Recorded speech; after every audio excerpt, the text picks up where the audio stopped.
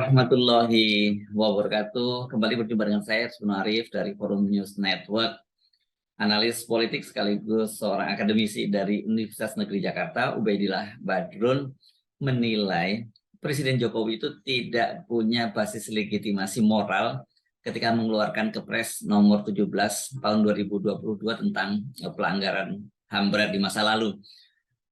Penilaian Ubaidillah Badrun ini disampaikan dalam sebuah diskusi dengan tajuk mengkaji pernyataan Presiden tentang pengakuan pelanggaran HAM berat di masa lalu dan dampaknya dalam kehidupan sosial berbangsa dan bernegara yang digelar di sekretariat kami di Jakarta hari Jumat kemarin tanggal 24 Februari 2023. Ubaid menyatakan banyak sekali juga pelanggaran-pelanggaran HAM yang dilakukan semasa Presiden Jokowi itu menjabat ya dalam 8 tahun terakhir ini, dan semuanya itu sampai sekarang belum ditangani dengan baik.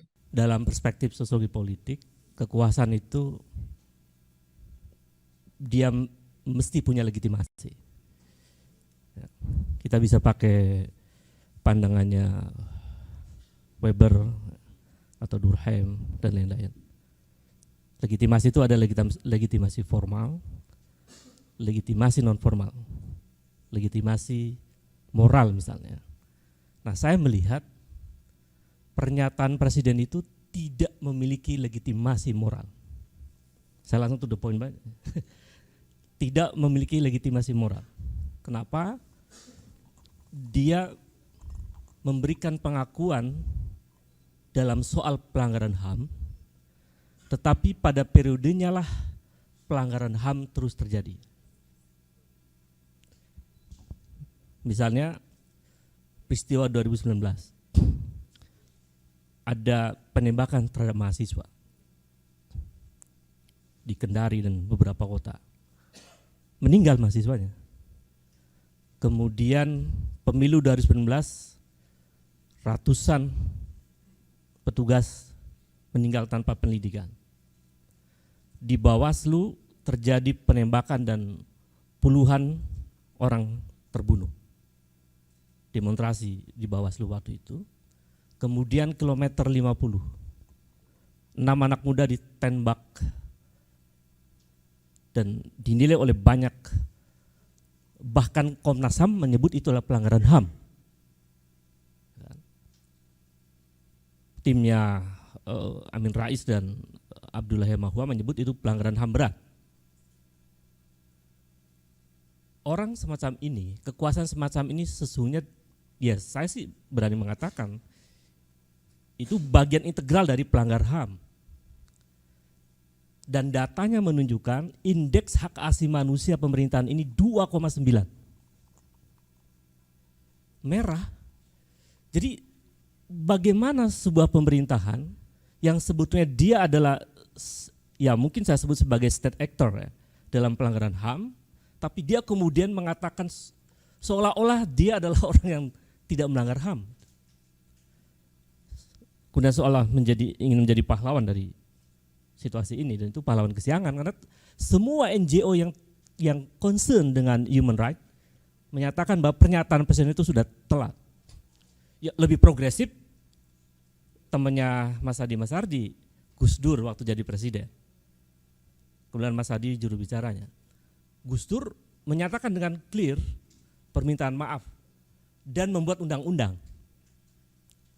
Itu ada Undang-Undang nomor 26 tahun 2000. Nah, undang-undang itu yang mesti jadi dasar penyelesaian HAM. Ada dua, ada cara yudisial melalui pengadilan HAM berat dan ada cara yang non yudisial. Yang non yudisial itu adalah Komisi Kebenaran dan Rekonsiliasi. Jadi ini pernyataan Presiden yang menurut saya tidak menggunakan logika hukum konstitusional dalam membuat pernyataan ini. Jadi maka poin kedua yang saya katakan, pertama tadi tidak memiliki legitimasi moral. Yang kedua, ini adalah aksesoris politik saja dari Presiden. Karena kan janjinya waktu kampanye, saya akan menyelesaikan persoalan hak asasi manusia. Persoalannya tidak selesai, pelanggaran HAM justru bertambah. Jadi menurut saya itu poin kedua, Mas Sersu. Poin ketiga, pernyataan itu menurut saya mengandung persoalan. Karena tidak clear di hadapan publik. Siapa aktor di balik pelanggaran HAM berat itu? Who is actor? Sampai sekarang orang membayangkan saja. Misalnya kita detailkan, jika kita mendiskusikan soal aktornya, tahun 65-66, siapa aktornya? Apakah aktor itu terlihat siapa yang terbunuh? Yang terlihat terbunuh adalah para jenderal. Itu datanya ada. Kalau para jenderal terbunuh, aktornya siapa? Kita perlu jawaban itu. Kemudian di masyarakat ada pembunuhan. Aktornya siapa? Apakah Banser,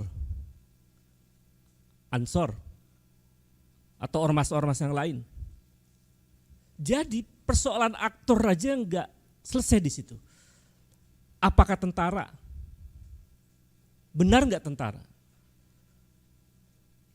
Pak Soeharto misalnya, Jenderal Soeharto. Apakah betul Soeharto? Kan itu pertanyaan. Pak Harto melakukan itu apakah tanpa perintah? Perintah yang dikeluarkan oleh, siapa yang berhak memerintahkan Soeharto waktu itu? Presiden. Presidennya siapa? Soekarno. Soekarno buat apa? Super Semar. Memerintahkan pada Soeharto untuk mengamankan Indonesia. Tafsirnya Soeharto mau menjalankan amanah itu. Jadi kalau melihat aktornya bisa sampai Presiden Soekarno. Saya harus katakan itu. Ini kan analisis kita diskusi ya Mas. Kita diskusi. Jadi kita yang mempelajari siapa aktornya. Jadi aktornya atau 6566 itu kompleks. Dia tidak tunggal. Jadi kalau nanti disudutkan pada satu entitas itu juga keliru. Enggak bisa. Aktornya kompleks. Itu tahun 65-66. Kemudian tahun peristiwa lagi. Tahun 89 peristiwa Talang Sari misalnya. Aktornya siapa? Aktornya siapa di Lampung itu? Pangdamnya siapa gitu. Jadi ada ya Bang. Dan remnya siapa? Ya Garuda Hitam. Jadi kalau kita telusuri aktornya, saya mau mengatakan Presiden nggak usah ngomong itu dulu lah. Bersihin dulu aja lah aktor-aktor pelanggar HAM itu yang ada di lingkaran istana itu. Karena Presiden mengatakan di antara pelanggaran HAM itu peristiwa Talang Sari kan. Nah, salah satu aktornya ada di lingkaran istana. Kalau kita menggunakan analisis aktor. Yang kedua apalagi? Peristiwa Semanggi 1, Semanggi 2. Siapa yang paling bertanggung jawab pada peristiwa itu? Kalau logikanya adalah logika komando, ada panglima waktu itu. Nah, pertanyaannya panglimanya siapa waktu itu? Nah, itu yang jawab ya. Nah, sekarang Wiranto ada di mana? Di istana. Jadi ini kan masih tafsir diskursus ya. Dan bisa jadi ini benar, bisa jadi kan kita bisa perlu diskusikan. Jadi kalau kemudian membenahi persoalan HAM, aktornya ada lingkaran istana Mas. Ketua Dewan Pertimbangan Presiden lagi ya, kalau nggak salah, ini tolong dicek. Itu ngeri. Jadi selesaikan dulu lah itu orang-orang di lingkaran istana yang melanggar HAM. Siapa lagi aktornya Mas? Jadi itu analis aktor di tahun 99, 98, 99. Kemudian ada peristiwa yang dinyatakan oleh Presiden itu, peristiwa Aceh, peristiwa Papua. Itu terjadi tahun 2002, 2023. Panglimanya siapa? Presidennya siapa? Tahun 2002 presidennya siapa ya Mas? Nah, Megawati. Jadi kalau kita lihat logika aktornya, Soekarno kena, ya kan, dengan panglimanya dan banyak masyarakat yang terlibat dalam konflik sosial besar itu. Tahun 80-an, kalau kita melihat aktor bisa Soeharto dan tentara dan kelompok-kelompok masyarakat. Jadi tidak tunggal aktornya. Kemudian tahun 98-99, di situ ada siapa? Ada Wiranto, ada presidennya Habibie, ada sudah menyebut tadi Prabowo. Nah, Prabowo ada di mana sekarang? Pemerintahan di istana juga. Jadi ini apa ini? Jadi drama aja itu yang sebenarnya dilakukan oleh oleh Pak Lurah, ya, oleh Presiden, Bapak-Bapak dan Ibu. Nah jadi itu tahun 2002, 2003. Sampai di situ sepertinya yang dilaporkan yang dinyatakan oleh Presiden. Dari 12 peristiwa itu, dari 65 Orde Baru, reformasi sampai tahun 2023. Kenapa kasus Munir nggak dimasukkan ya? Nah, itu aktornya ada di mana? Jadi maksud saya, persoalan ini adalah persoalan yang kompleks. Analisisnya bisa sosiologis maupun analisis politik, aktor. Jadi kalau menggunakan analisis sosiologis bahwa ada persoalan sosial yang terjadi menjadi background atau latar belakang dari peristiwa itu. Kalau analisisnya aktor, aktornya tidak tunggal. Dan yang menariknya di antara aktornya ada di lingkaran istana. Dan itu PR besar dari Presiden. Pelanggar HAM dekat dengan istana, dipelihara pula ya, diberi posisi. Itu kan pertanyaan-pertanyaan penting yang saya kira yang kita kritik langkah ini. Kemudian